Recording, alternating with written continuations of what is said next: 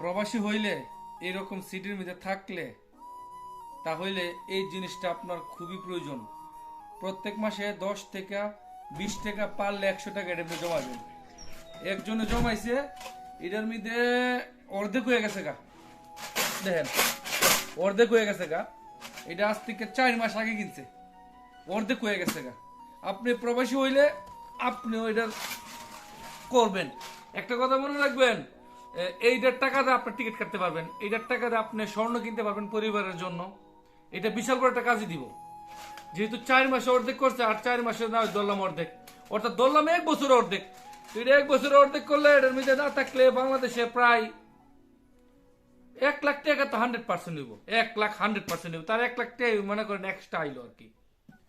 করবেন প্রবাসী, ওকে।